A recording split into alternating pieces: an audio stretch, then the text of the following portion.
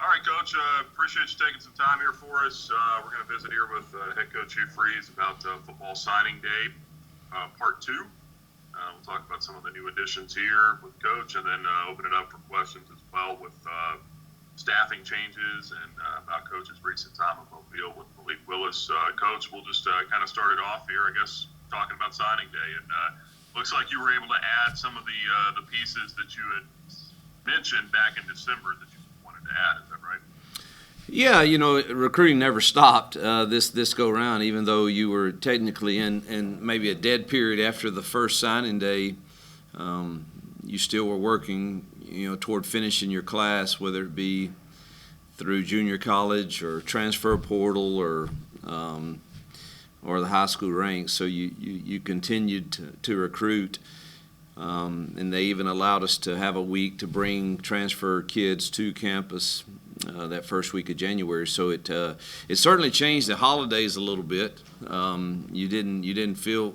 I don't think anybody feels like they've had a break yet, other than a few days there between the bowl game and the New Year. So I know everybody would be excited to have a weekend off this weekend, and but we continued to recruit. We added Bentley Henshaw, at tight end from BYU, and I think he's really going to add. He's a really good mixture of a guy that can put his hand in the ground and also can flex out and run routes. Excited about what we've seen from him thus far. Cam Reddy, 2-year starter at Colorado State at center. Will come in and immediately compete for that starting job there. Dre Butler from Auburn. I think if Dre makes up his mind that he wants to be great, he can be great. He has got the body. He's got that 300-pound body that looks like he weighs 260. We're excited that he could be a real difference maker. He's got to decide that he wants it. But there's no question he flashes at time on tape where you see what he can become. Kobe Singleton at corner out of Southern Utah gives us some length there. And I like his quick twist. I like the way he's worked in team workouts with Coach Dom. And then Nasir Watkins, who started at Kentucky 2 years ago at offensive tackle, had some knee issues. We're taking a chance on him because I love his length. I love his personality. He is sharp and graduate and is doing really well thus far. Just got to pray that he stays healthy. So those 5 additions, combined with the other guys that we had already announced in the December period, I think have given us the nucleus of a really solid class. And most of them are here working out, and so we're fairly pleased with what we've seen. Recruiting is really never over in this day and age. We still have scholarships remaining should we choose to use them. We'll see how the spring semester develops, but we're excited about those 5 for sure. We'll open it up to questions here. We'll start with Jermaine Farrell from FXR in Roanoke. Good morning, Coach. Thank you so much for giving us time today, sir. Yes, sir. Good morning to you. I got to ask sort of a 2-part question. Number one, being the fact, you guys are a few years into the FBS part of the college football, how much has it helped that you guys have had so much success at FBS level in recruiting? And then the second part of it, how much will it help the fact that you guys are going to join a conference in the following year, Conference USA? I think everything starts in building a program with culture first. You can have culture and still not win. So I think you add culture with having some winning seasons, then you're on the way to building some consistency of improvement. And like I've always said, I don't think improvement is necessarily judged by your win-loss record, particularly when you're independent. I do think that our ability to compete should be the standard that we're chasing, and that involves both culture and both talent. And we feel like, well, there's no question or no argument. I don't think anyone could watch from the time we've gotten here to the time now and say we haven't improved the talent level. And so I think that is resulting in some wins, and winning helps recruiting all the time. There's no substitute for helping recruiting more than winning. We can be the nicest, kindest, best recruiters, but if you're not winning games, it's doubly hard. And so winning certainly helps recruiting, and I think we're starting to see that. When we go out now, we're known. Year one, we were not known. People know us now, and know that, man, they're if they follow football, they're somewhat complimentary to our program right now, and we walk in schools and we're welcomed in those schools. So it's winning has helped that. Moving into a conference, I think, is just another great step on this journey to where now it's not only the standard is competing to be bowl eligible and going to win a bowl game. That the standard now will shift to a more tangible. Man, we want to compete for a conference championship. We want to, whatever that leads to, great. But that would be, our focus will shift, and we want to win the conference. And so, I think that in this climate of college football transitioning into expansion of conferences and talk of expanding playoffs and all those things, I think the prudent and wise step was for us to join a conference. And I lean on Ian a lot for that knowledge, because I don't have all the details of how it affects every program and every. I don't understand all of that, but if he felt good about it, I certainly did. I do wish I wish there would be a commissioner over all of college football that would organize the conferences a little better, but that's just my take on it. I mean, I think you could really create some economic positives for a lot of regional schools, and help athletic programs a lot. But that's probably a wish. So I'm thankful for the fact that we were invited to Conference USA, and I appreciate this opportunity that's coming our way. I'm ready for it to get here. Thank you so much, sir. Let's go next to Damian Sordelef in the news in advance. Here, with the 5 additions all being transfer portal guys, several from 2 from Power 5 programs, and then you get some group of 5 guys. Were these the plug and play type of guys that you could bring in? They've already gotten some experience and they can compete for jobs right away. Well, that's obviously our thinking. I mean, but I'm for competition, and so I don't promise anything but an opportunity in recruiting. But certainly, if we didn't feel they had the potential to be a first teamer or second teamer, we would certainly probably go a high school route. So we believe in our minds that when we go into spring practice, that these young men that have joined us from those programs, particularly the ones who have 1 year left or 2 years left, we would expect that those guys, a guy with 3 or 4 years left may be different, but those guys with 1 or 2 years left, man, you're expecting them to. I'm hopeful that we were right in the fact that they're coming to help us immediately. As a follow-up, being able to get them early enough in terms of committed and then on campus, how much of a bonus was that to get those guys in mid-year to get them acclimated with Coach Dom and get them ready for spring practice?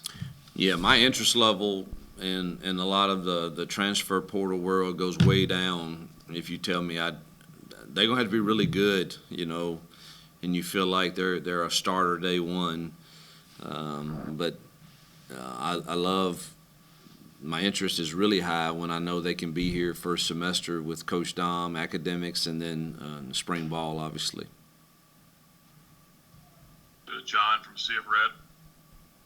Hey, Coach, you mentioned having a few more scholarships available. Are there positions that you're holding those for, or is it just based on best fit of somebody that might come available?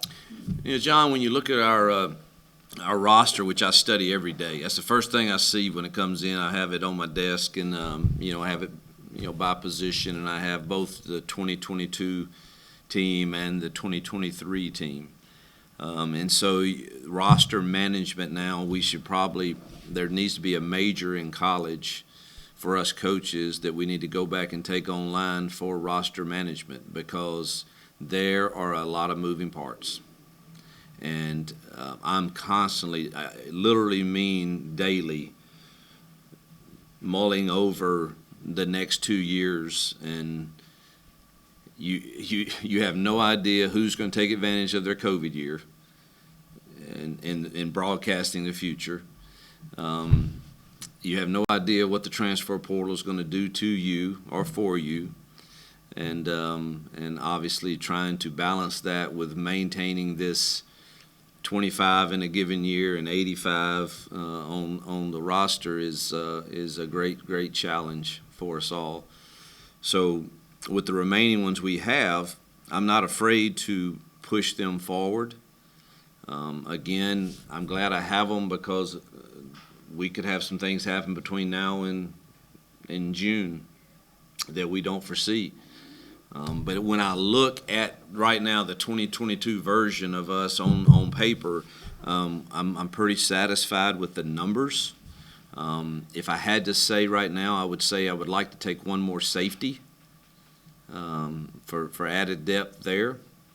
But everywhere else on paper, now, man, I say all that, but if you have a kid that comes available that has 4 years left and you have a scholarship and you want him in your program, you're going to try to find a way to put him in that group.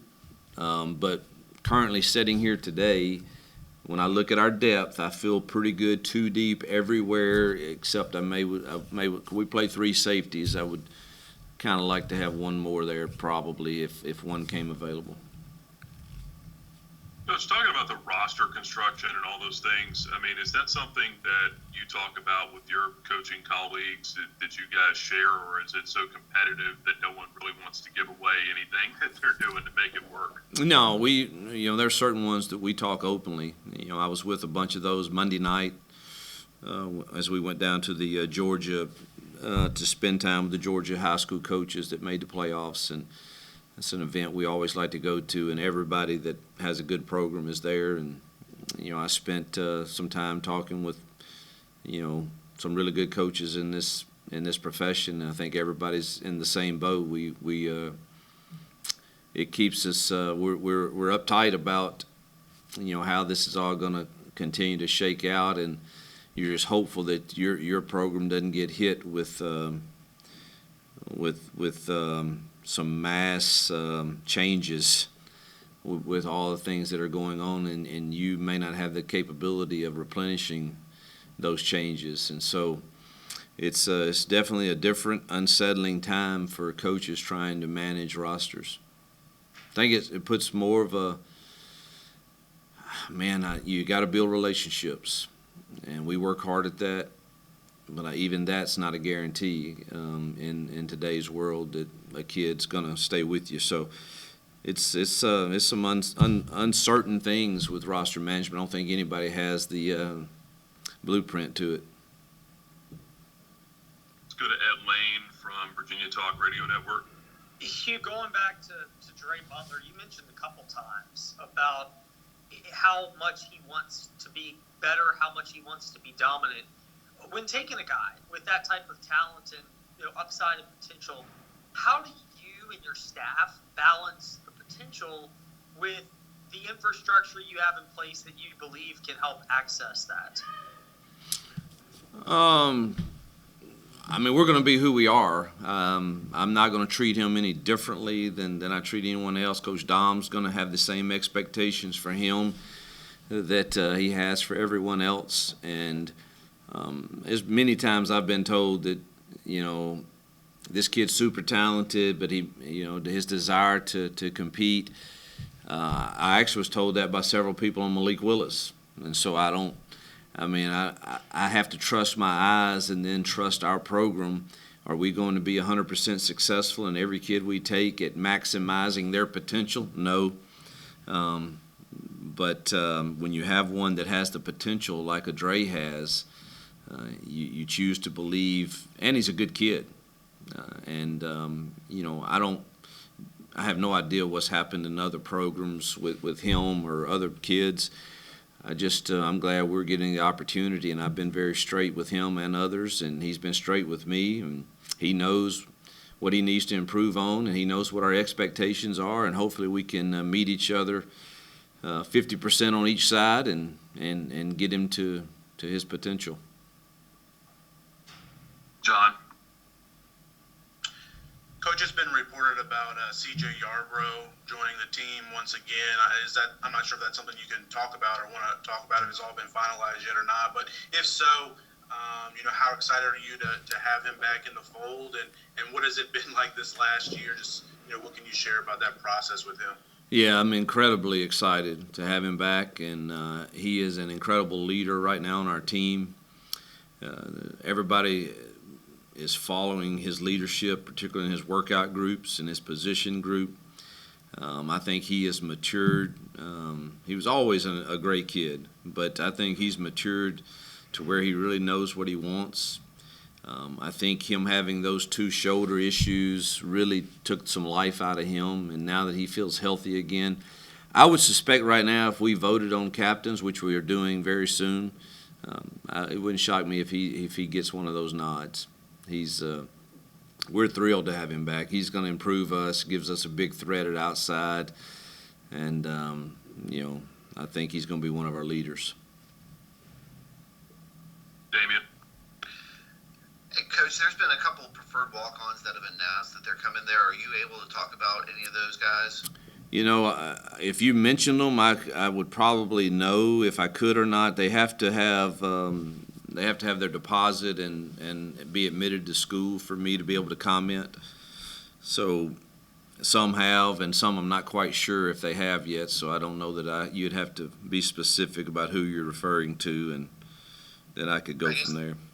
Yeah, I guess the local one today was Jalen Belfort from LCA. He's a good player. I'm not sure. I'm really not.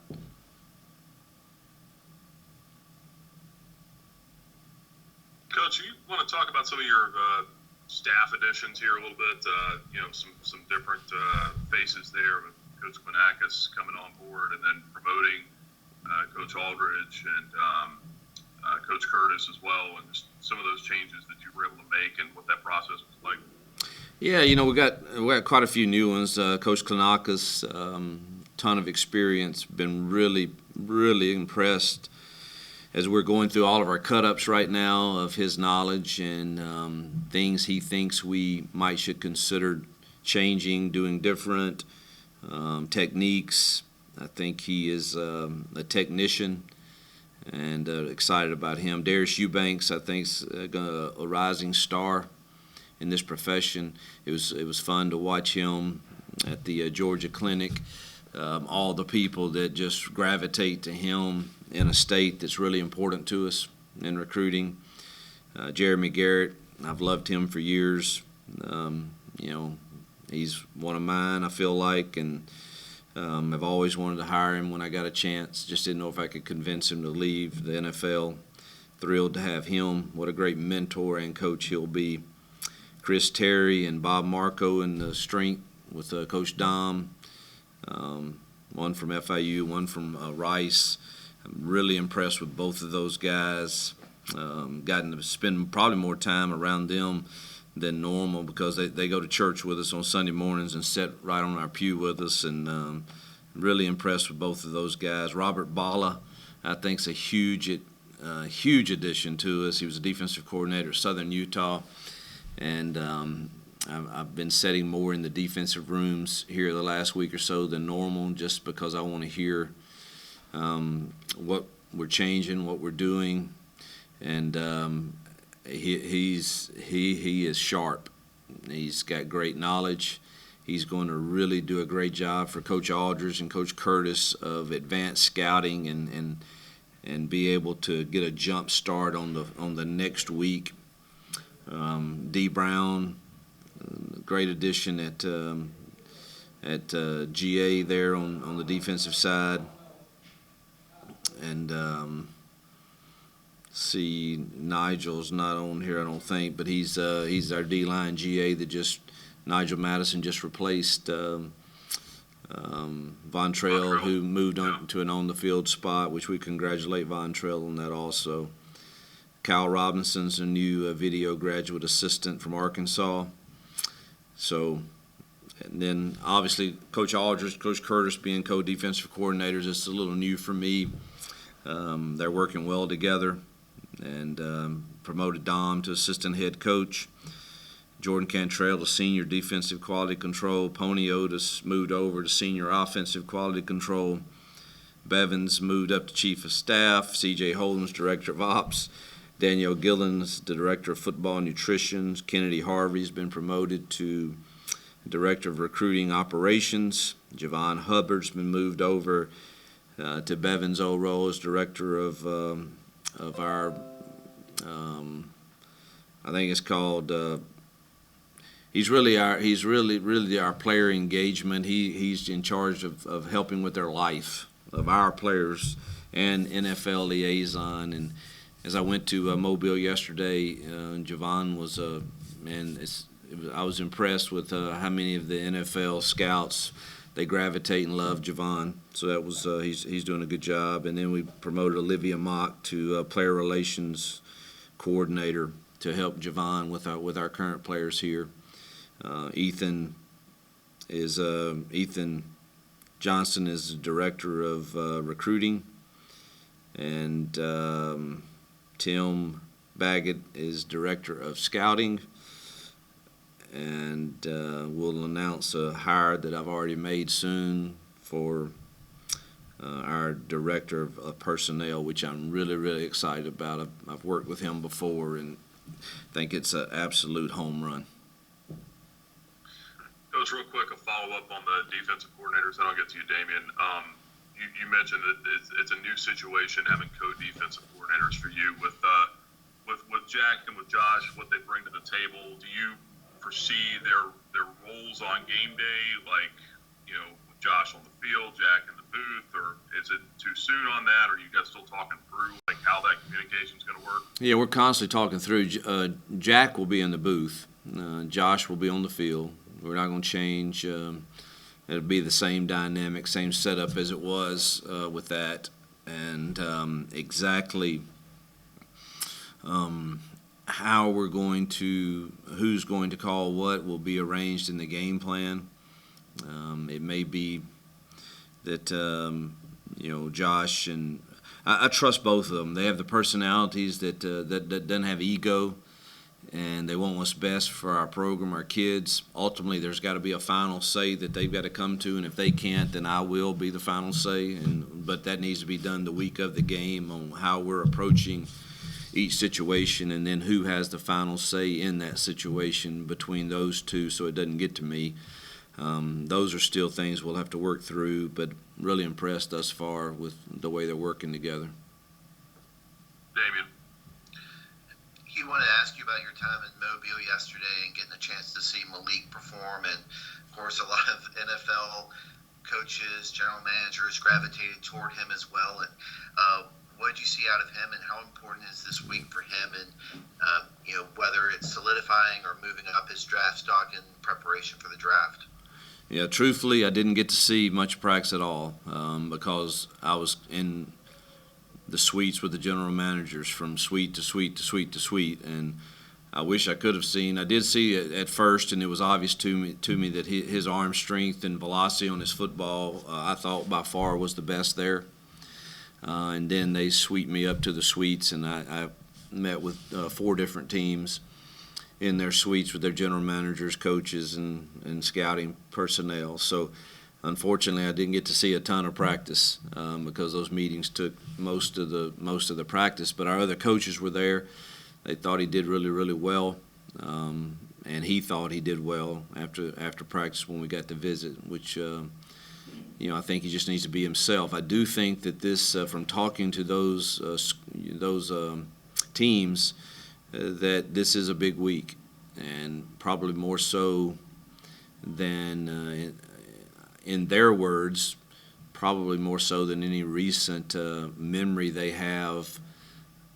Typically, they would feel like there's one or two guys that come into the Senior Bowl pretty well declared as this is the order, and I think this year is pretty wide open for what is the order. I think everyone would agree that Malik is the best athlete in the draft, and I think this Saturday will help start formulating. I don't think it's an end-all be-all situation, but I do think it starts formulating in people's minds kind of not only who is the best athlete, but who is kind of separating themselves to be maybe the best quarterback in this draft. And so obviously teams are different and they do different things, and you try to sign people that could play to your strength. And but there's no question I've been to that day many times.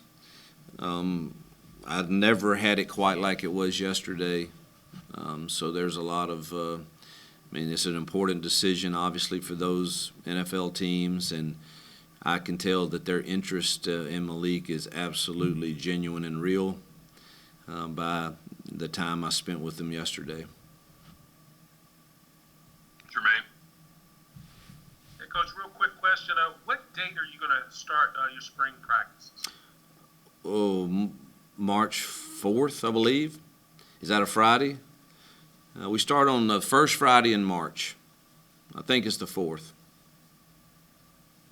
We'll do 5 practices. We'll do that Friday, Saturday, then the next Monday, Wednesday, Friday, and then spring break. So we'll get 5 in prior to spring break, and then 10 after spring break, finishing, I believe, on April the 9th with I'm not sure what we're calling it. We'll call it the spring game, but y'all know how those go. It's we'll have our stadium spring practice on April the 9th, and we'll try to formulate it some type of competition for sure. I'm not sure what it'll look like yet.